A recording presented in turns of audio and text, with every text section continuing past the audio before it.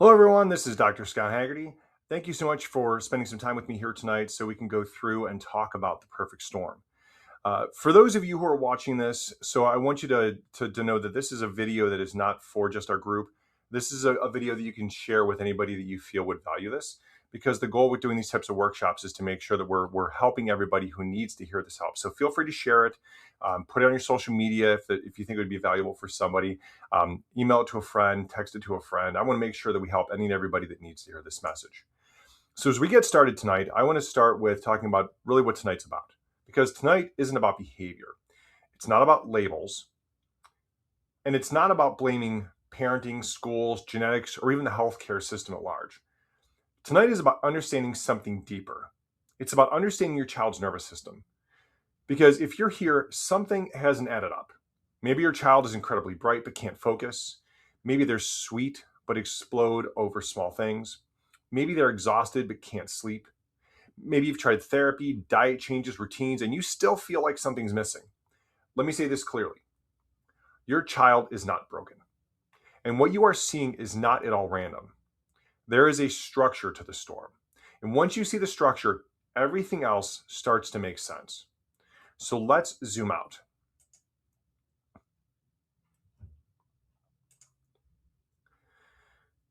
So what you're looking at here is the algorithm. What's nice about this is it's predictable. We see pregnancy as the setup, the stress of pregnancy, which can be so much. Then there is labor and delivery, which is oftentimes the initial injury. Infancy, which is the signal, something's off. And then childhood is when we see the storm. Most families only really see the storm, but storms don't start in childhood. What they do is they build. Stress during pregnancy, all types of stress, chemical, physical, mental, neuroemotional stress, affect development. Birth introduces neuromechanical stress.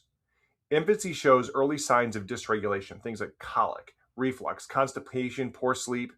Then childhood is when it starts to become loud. That's the ADHD, the anxiety, the sensory overload, so on and so forth.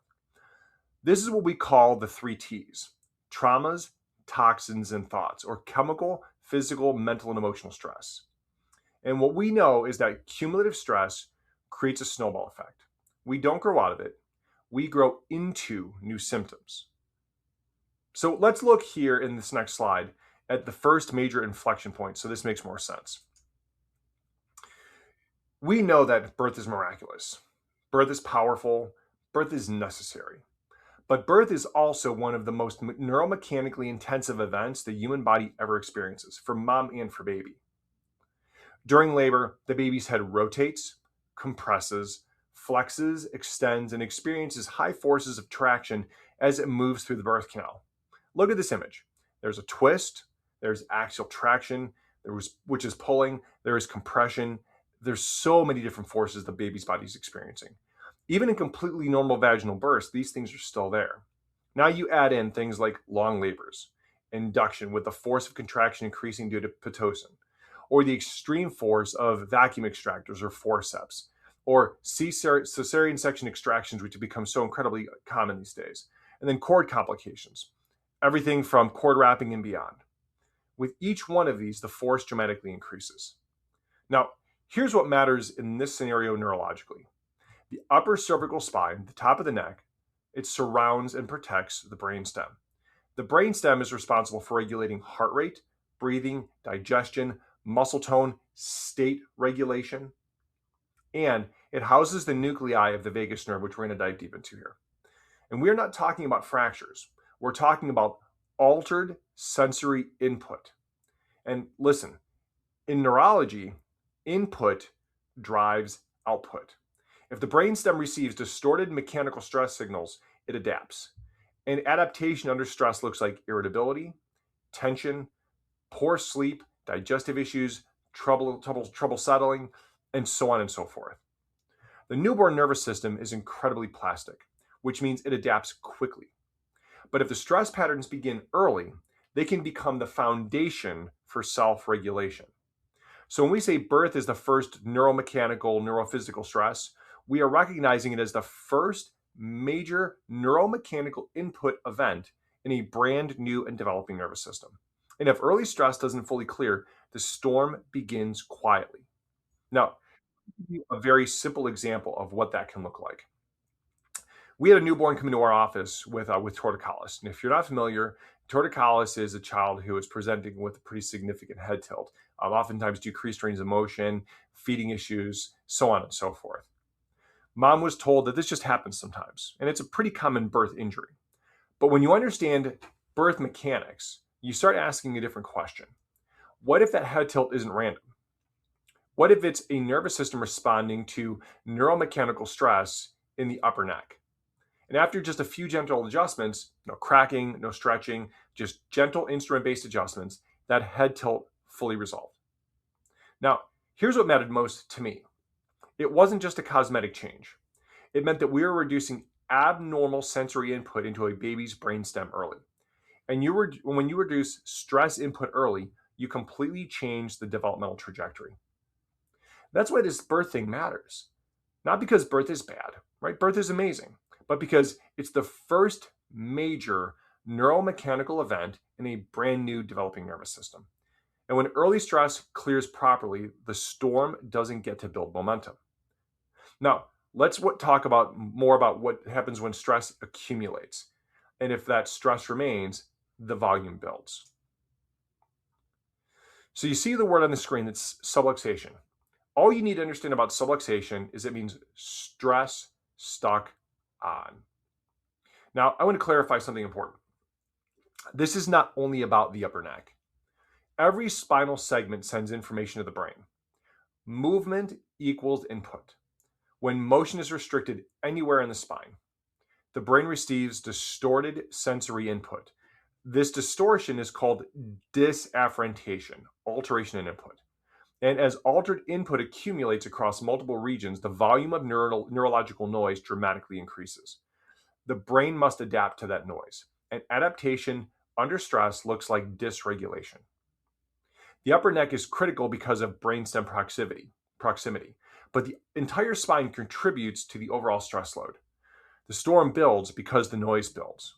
And when that stress load overwhelms the system, here's where problems begin.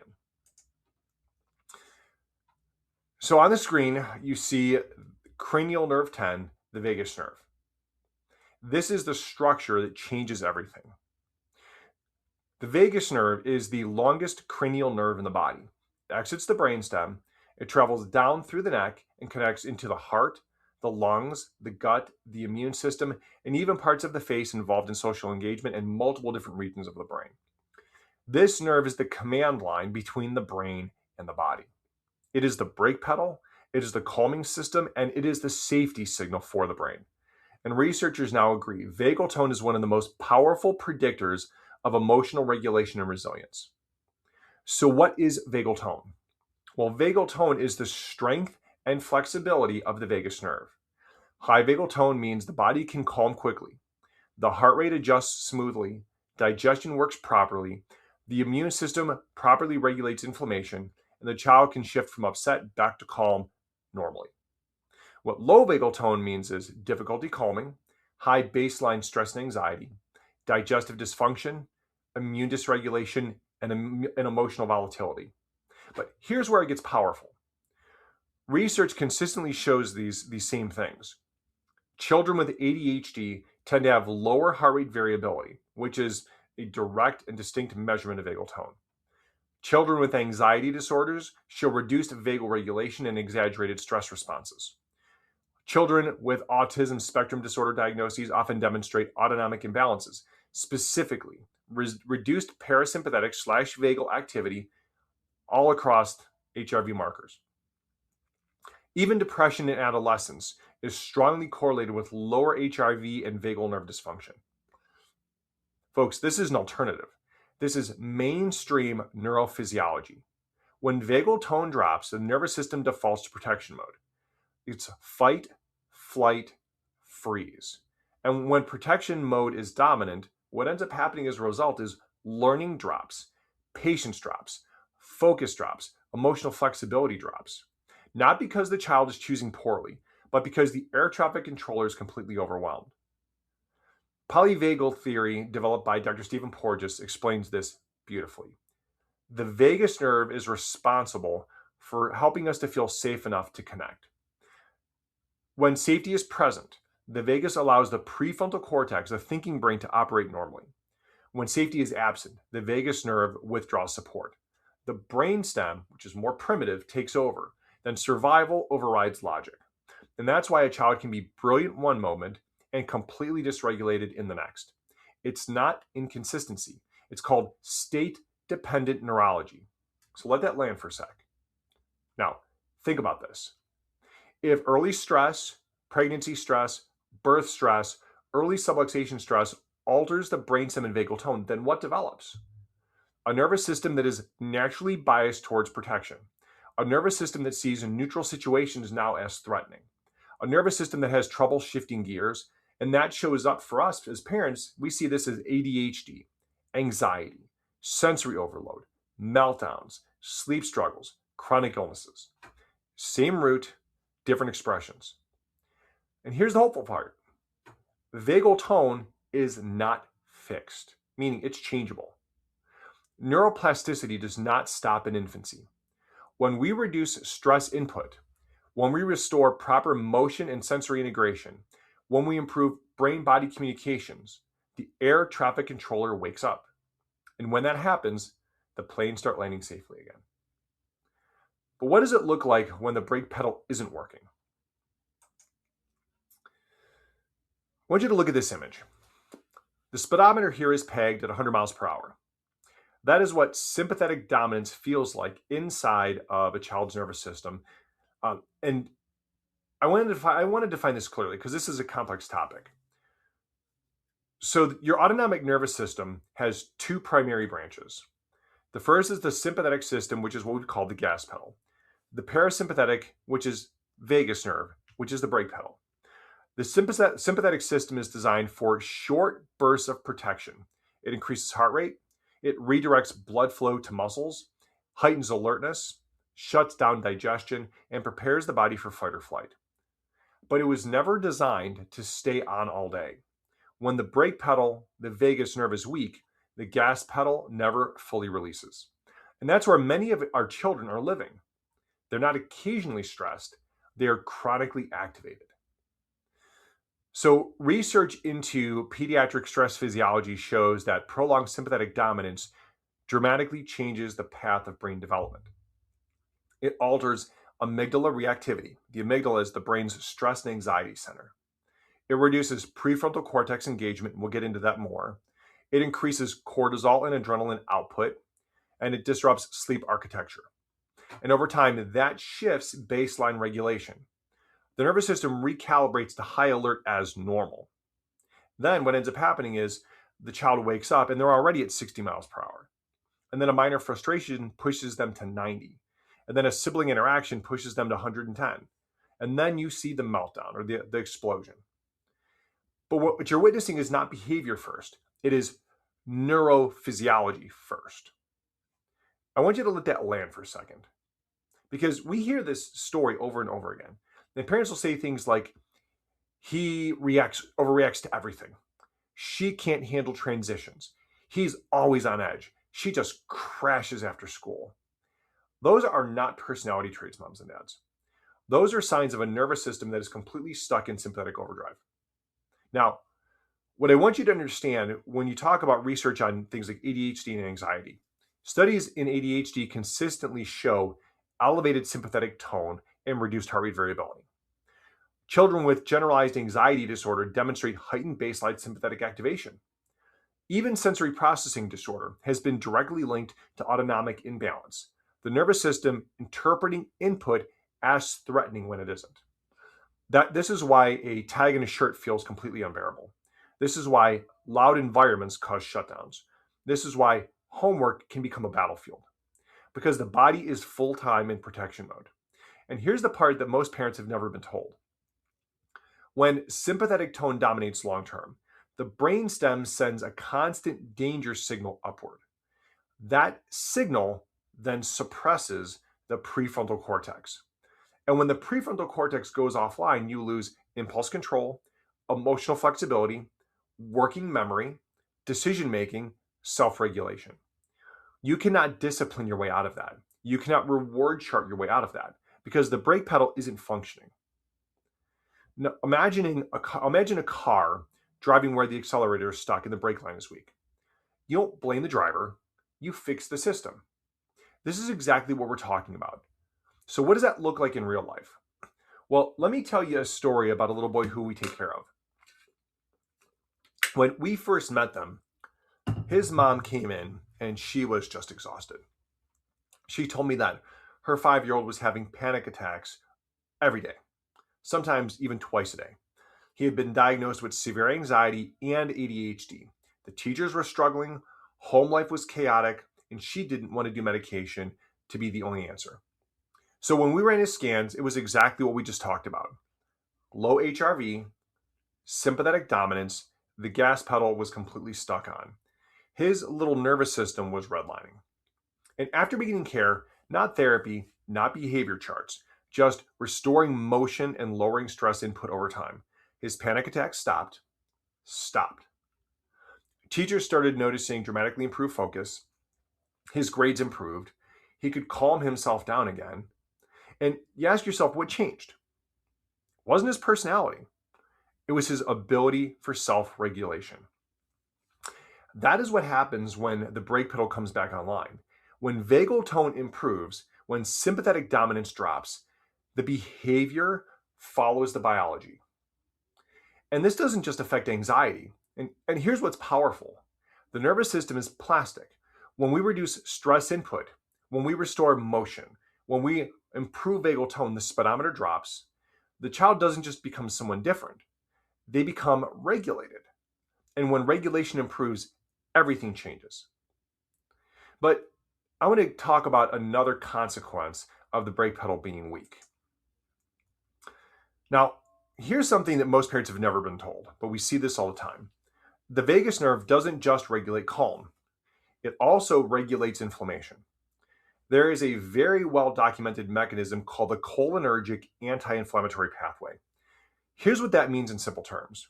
When vagal tone is strong, the brain can tell the immune system when to turn inflammation off.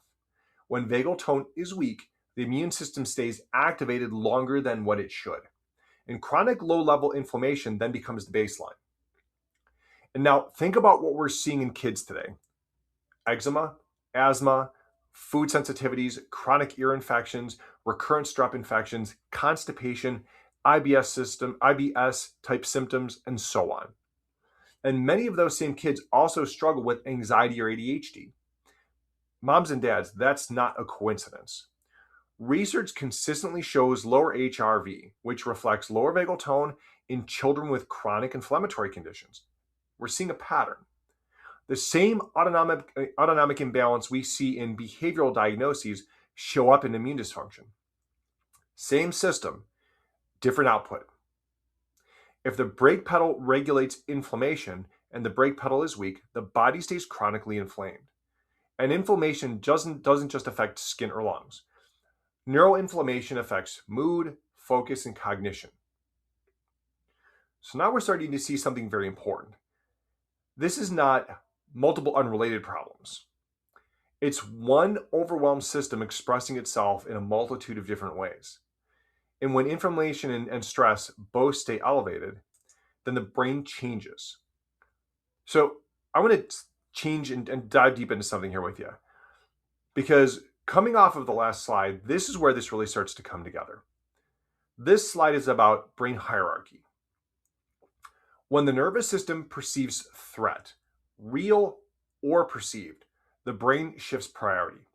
The brainstem and the amygdala, again, the stress and anxiety center of the brain, they take control.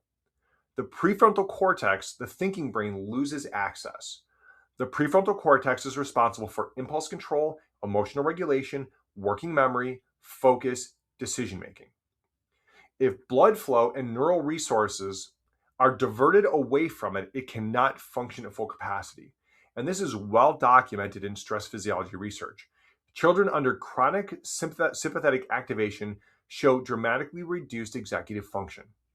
Not because they are unwilling, but because they're neurologically in survival mode. Think about a meltdown.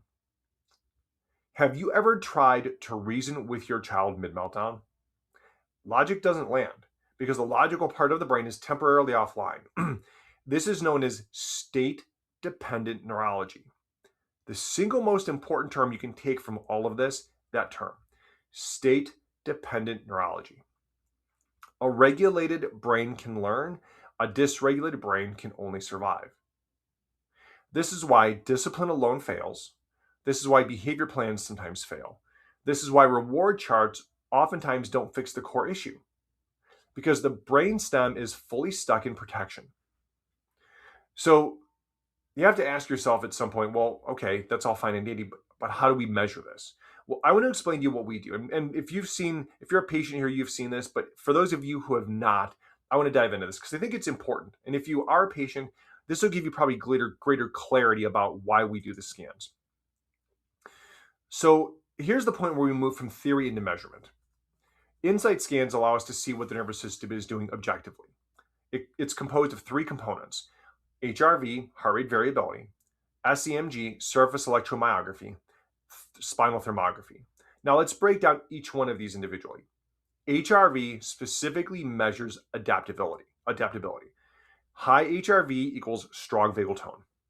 Low HRV equals a rigid, stressed system. This is one of the most studied biomarkers of autonomic functioning in the entire world. Low HRV has been directly correlated with ADHD, anxiety, depression, autism spectrum disorders, and chronic inflammatory disorders. We are not guessing regulation, we are measuring it. SEMG measures motor tone patterns along the spine. High tension patterns reflect strong sympathetic dominance. Uneven patterns reflect disafferentation and compensation. Spinal thermography measures autonomic balance between left and right sides of the body. And this is important because this is brain-sidedness as well. Because what ends up happening is that the right side of the brain monitors the left side of the body. The left side of the brain monitors and controls the right side of the body. So these scans show us patterns. It helps us to see when patterns of stress are locked in. And what patterns do is they tell us stories. And the stories are incredibly consistent. And this is why this becomes so powerful. This first one here is one that we have nicknamed the raging bull pattern. This is the classic sympathetic dominance. On surface EMG, we see high tension top to bottom across the spine. On HRV, we see very low adaptability. These kids are stuck in gas mode. Symptoms with this oftentimes will include hyperactivity, explosive behavior, defiance, impulsivity, trouble falling asleep, seeking constant movement, difficulty settling. Parents will say things like, "He is always on. She can't stop moving. It is like he has a motor inside." This motor is classic sympathetic overdrive. It's not personality, it is straight physiology. And if we don't address it at the nervous system level, then this will never change. This next one here is a pattern that we call the drunken bull pattern. Now, this is what is classically seen as parasympathetic exhaustion. These kids are not hyper, they are depleted. HRV is low because adaptability is exhausted. Surface EMG may show very inconsistent tone, what we call poor patterns. Classic symptoms are things like low energy, poor coordination, frequent illnesses, brain fog, slow processing mentally. Parents will say things like, "He just seems tired all the time. She just totally spaces out." Or, "He gets sick constantly." Moms and dads, that's not laziness. That's a system that is burned through all of its reserves. And then, last but not least, there is the most complex of the patterns. This is the one that we call the drunken raging bull pattern. It's the mixed. This is total dysautonomia or dysregulation in the autonomics. And it's most commonly seen in children that are on the spectrum, but not in any way, shape, or form exclusively. This presents with high tension, low and altered core tone, low adaptability, and minimal reserves. These are the kids who oftentimes are heavy sensory seekers, a lot of stimming behaviors. They can explode, then crash. They oftentimes struggle socially, oftentimes feel very anxious, oftentimes will completely shut down. These kids are classically the most disconnected kids. One moment they can be very hyper, the next moment they're withdrawn. And parents often say, "I never know which version of my child I'm going to get from day to day." The scans show us exactly why. The system has lost flexibility, and flexibility ultimately is the goal. So how do we restore flexibility? Well, so what we need to do is we need to restore neural slack. And here what we do is we don't crack backs. What we do is we restore motion. And here's what that means neurologically. Proper joint motion increases proprioceptive input or healthy sensory input. That input travels through the brainstem to the cerebellum to the cortex. When healthy input increases, distorted input decreases.